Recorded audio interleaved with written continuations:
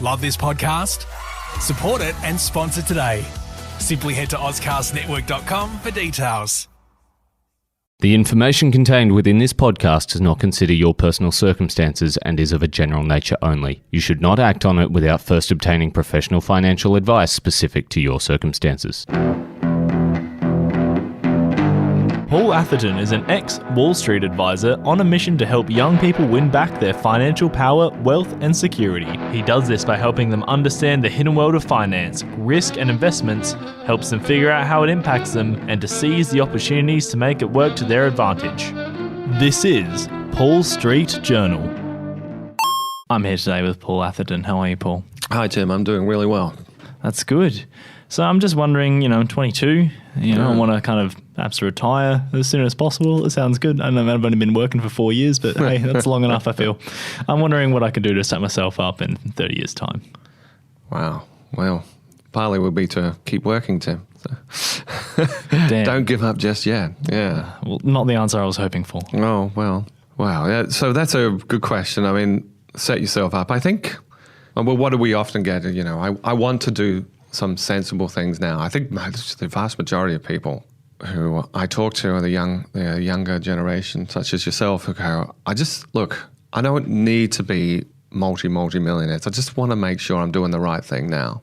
Because everybody tells me you start early, things end up well. But that's only really a little bit of the story. So what should I be doing? So yes, okay, you're lucky you're young, but what should I be doing? So let's take that question, set yourself up for 30 years' time. To me, it's not like just a question of where to invest. So there are three aspects. It says when to invest, how much to invest, and of course, where to invest. So let's sort of unpack those a little bit.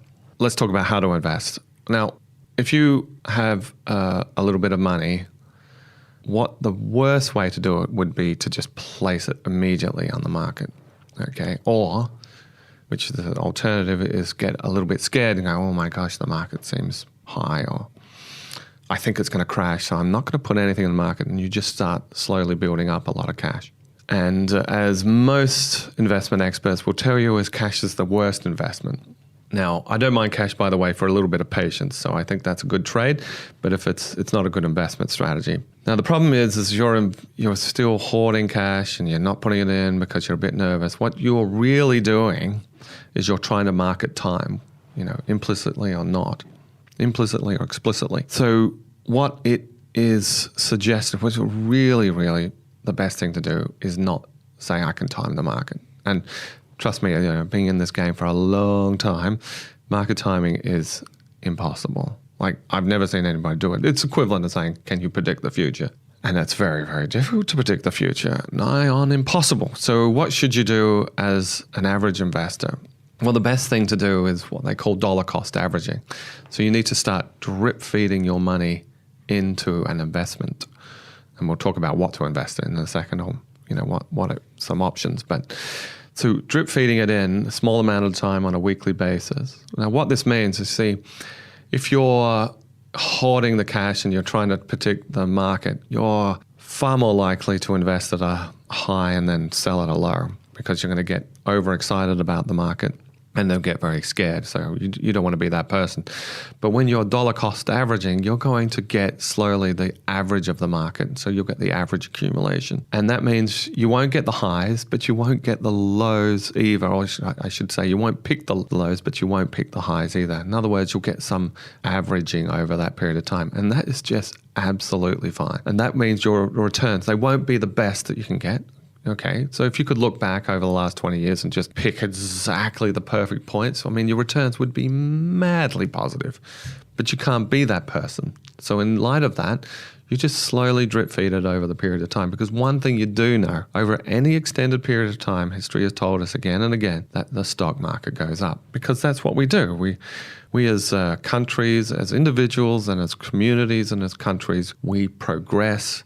We go forward, we have positive GDPs most of the time, and the country, the economy expands, and then your investments expand with it, hopefully, particularly if you've chosen a broader index. So participate is the right way. Participate over a longer period of time and drip feed in those accounts. So that's how to invest, dollar cost averaging. So the question is how much to invest. And I guess that's a very individual thing to me, but there are certain ways to think about it. So you can't put too much in that it causes you pain. So if it's causing you day-to-day pain, then that might be an issue. And if it's causing you so little, if you're putting so little you don't even notice it, well, that's good because you're going to keep investing. But there's got to be some equilibrium point. Not too much, Goldilocks. Not too much, not too little, not too much. And what that generally comes to me is about, from your wage, about 10 to 15%. And it shouldn't be too much less and it shouldn't be too much more. So around that page. Now, interestingly, well, that's just about where your superannuation is. But your superannuation, remember, is being placed in there by your employer. So I would strongly suggest to yourself and to listeners, if it's not too painful, if it doesn't cause you any day-to-day cash problems or cash flow problems, doesn't cause you any issues, to start thinking about topping up your superannuation. And there are ways to do that in a very tax-efficient way and increase that amount. Do that on a regular basis. Hopefully you can do it on a weekly, maybe monthly basis from your income straight into an investment account. Do it for 30 years and you're going to be absolutely fine. More than fine. You'll be incredibly well off. I mean, most people will. That's just the law of large numbers will be on your side. Okay, so and the third and the last is where to invest. So let's look at the last 20 years. And I think from 1996 to 2016, a nice 20-year period, and I've run some numbers on this. If you put down what the median house price then was back in 1996, ladies and gentlemen, was $144,000, around $144,000. Can you imagine that in 1996? That's just amazing. Now, in 2016, what do you think the median house price was, Tim? Give it a guess. I'm going to 600,000? Yeah, 623,000. Wow. Crazy. You'll find areas that are much larger than this, and you'll find areas that haven't quite got there, but that's not too shabby, right? That's a 330+% return, 330% return, or 479,000 you've made on your investment. Wow, how awesome! So that's pretty good. So now let's say you took the same amount of money and you didn't put it on a house, but you put it in the stock market. Now, so if you put $144,000 in 1996, now today that $144,000 in the ASX 200, so the Australian stock market, what do you think that would be worth today, Tim? Give that a guess, more or less. I mean, the public conception surely is, maybe what you've tripled your money over 20 years. So yeah, maybe if 500. I asked, I think the most people would say it would be below property, and that property's done better.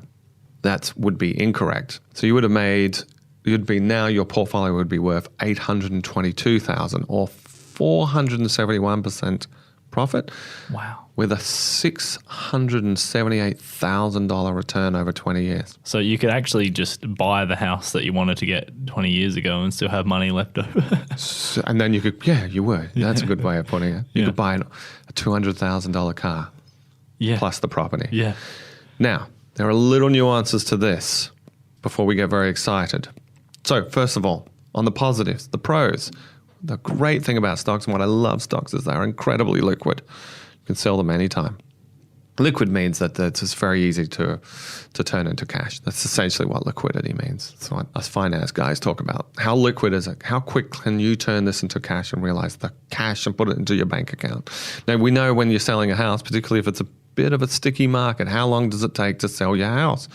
Well, gosh, it could take many, many months. 6 months? 3 months? I don't know. And it's stressful, especially if you bought another property and it's dependent on you selling your property. And then we talk about the chain. It's just a nightmare. Well, I don't know. Maybe it isn't a nightmare, but let's just say it takes time.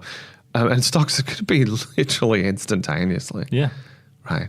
So we're talking minutes. Maybe for $800,000, it might take a couple of minutes. I don't know. But the point being, it won't take long.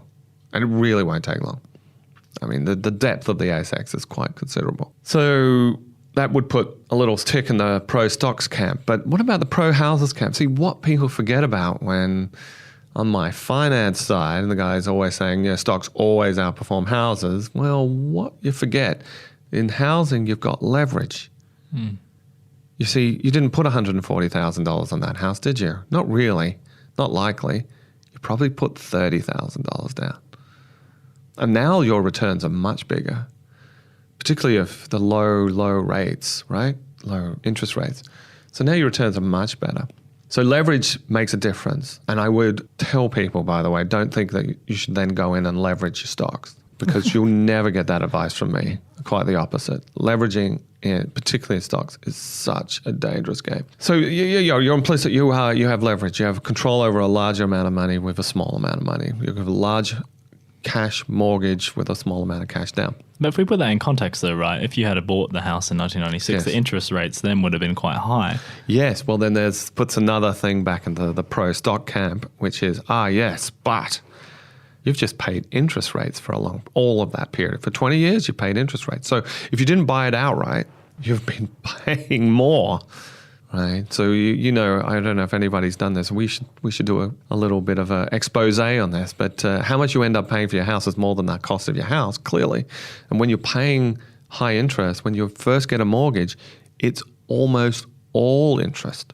So the principal doesn't start coming off towards the end, right? So it's interest payments. So an interest payments is equivalent of throwing money out the door while giving it to the bank. And, I don't know about you, I don't like going to the bank and giving them my money. So once that's taken into account, that really puts the tick back into the pro stock group. So if you wanted to do an apples to apples, it's a little bit more complex comparison than just perhaps that. So you should run numbers. Yeah, multivariate analysis. Well, the thing is think about it, right? You've got to live somewhere. Yeah. So you have a house. Yeah. And that should be your investment. Now look at that should be your housing investment. Unless you're in that business. If that's your business and you're running a business, that's a different game. But investing, like anybody can be in the investing game. Anybody can invest on the ASX without knowing what the companies are. You just know that, that over any 20-year period of time, any 10-year period of time, stocks increase in value. It's just that asset liability argument, I guess. Yes. Between whether your house is an asset or a liability. Yes, indeed. Anyway, thank you for coming in today, Paul. Cheers, Tim. Thank you. Paul Street Journal. Love this podcast? Support it and sponsor today. Simply head to AuscastNetwork.com for details.